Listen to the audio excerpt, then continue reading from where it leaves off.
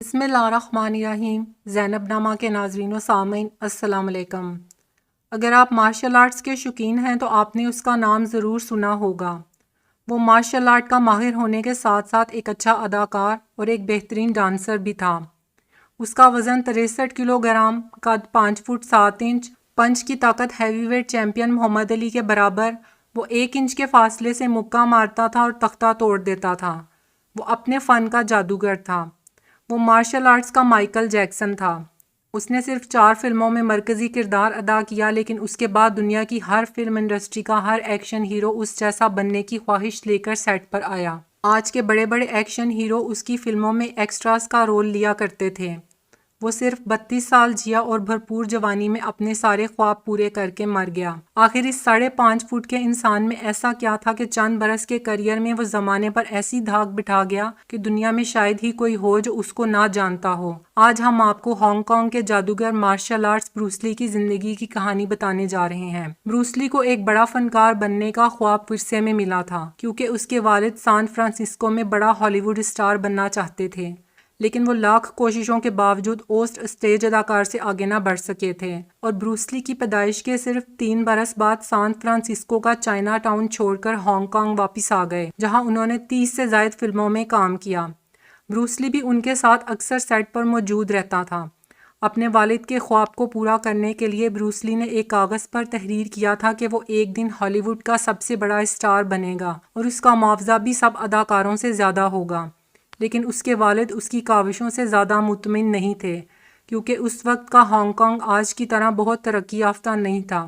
Bruce لی کی طاقت کا اندازہ اس بات سے بھی بخوبی لگایا جا سکتا ہے کہ وہ ایک انگلی اور انگوٹھے پر پش اپس نکالتا تھا۔ دوسری جنگ عظیم کے بعد ہانگ کانگ میں غربت کا دور دورہ تھا اور جرائم بڑی تیزی کے ساتھ پھیل رہے تھے، اس لیے نوجوانوں میں مارشل آرٹ سیکھنے کا شوق بڑھ رہا تھا۔ اسی وجہ سے بروس لی کے والد نے اس کو مارشل آرٹس کی تربیت دلانے کا فیصلہ کیا۔ بروس لی کے استاد اپ مین نے بڑی محنت سے اپنے شاگرد کو تمام داؤ پیچ سکھائے، جس کے بعد گلی محلوں میں بروس لی کی لڑائیاں بڑھنے لگیں، یہاں تک کہ پولیس نے بروس لی کے والد کو آخری وارننگ جاری کی، جس کے بعد انہوں نے اسے امریکہ میں اپنے دوست کے پاس بھجوا دیا، جہاں بروس لی دن میں تعلیم حاصل کرتا اور بقیہ وقت ایک ہوٹل میں ملازمت کرتا تھا۔ کالج کے تمام دوست بروس لی کی پڑھائی کی بجائے اس کے مارشل آرٹ سے زیادہ متاثر تھے۔ موقع اچھا جان کر بروس لی نے اپنی مارشل آرٹس کی اکیڈمی شروع کر لی۔ اکیڈمی میں بروس لی کی ملاقات لنڈا نامی لڑکی سے ہوئی اور دونوں میں محبت ہو گئی۔ دونوں کے خاندان نہیں چاہتے تھے کہ ان کی شادی ہو، اس لیے بروس لی اور لنڈا نے چپکے سے کورٹ میرج کر لی۔ یہ خبر جنگل میں آگ کی طرح پھیل گئی۔ کچھ ناراضی کے بعد دونوں کے خاندانوں نے اس شادی کو قبول کر لیا۔ تاہم چینی بروس لی سے بہت زیادہ ناراض تھے۔ وہ بالکل نہیں چاہتے تھے کہ مارشل آرٹس کا فن گوروں کے ہاتھ لگے۔ انہوں نے بروس لی کو منع بھی کیا، لیکن اس نے ایک نہ سنی۔ تب بروس لی کو چیلنج کیا گیا کہ وہ چین کے سب سے بڑے مارشل آرٹس فائٹر سے مقابلہ کرے۔ اگر وہ جیت گیا تو جو مرضی کرے، مگر ہار گیا تو استادی شاگردی کا تمام سلسلہ بند کر دے گا۔ بروس لی نے چیلنج قبول کیا اور اپنے حریف کو صرف 3 منٹ میں ڈھیر کر دیا۔ اس کے بعد بروس لی نے 1964 میں امریکہ کے معروف لانگ بیچ کراٹے ٹورنامنٹ میں اپنی صلاحیتوں کے جوہر دکھا کر لوگوں کو ورطۂ حیرت میں ڈال دیا۔ خاص طور پر 1 انچ پنچ اور انگلی پر پش اپس نکالنے کا ہنر دیکھ کر گوروں نے اپنی انگلیاں دانتوں تلے دبا لیں۔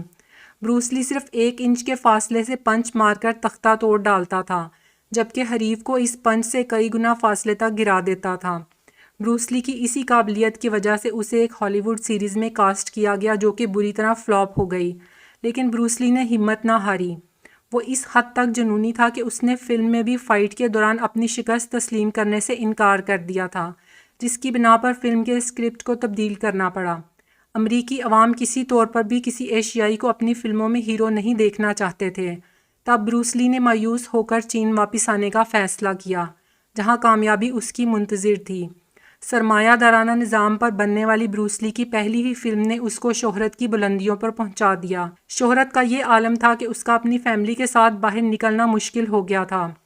فسٹ آف فیوری کے نام سے بروس لی کی دوسری فلم نے مقبولیت کے تمام ریکارڈ توڑ دیے، اور اس کے بعد اس کے خواب کی تکمیل کا وقت آیا، جب ہالی ووڈ سے اس کو ایک فلم میں کاسٹ کرنے کی آفر ہوئی، جو کہ چین اور ہالی ووڈ کی مشترکہ پروڈکشن تھی۔ اس فلم کو انٹر دی ڈریگن کا نام دیا گیا۔ فلم کی شوٹنگ مکمل ہونے پر بروس لی ایک مہلک دماغی مرض کا شکار ہو گیا، جس کے علاج کے لیے وہ امریکہ بھی گیا۔ ڈاکٹروں نے اسے ابتدائی طور پر فٹ قرار دیا، لیکن چین واپسی کے کچھ مہینوں بعد وہ ایک مرتبہ پھر سر درد کا شکار ہو گیا۔ ایک روز اس کے سر میں پھر درد اٹھا تو وہ دوا لے کر آرام کے لیے سو گیا، لیکن پھر وہ کبھی نہیں اٹھ سکا۔ اس کی اچانک موت نے اس کے پرستاروں کو گھما کر رکھ دیا۔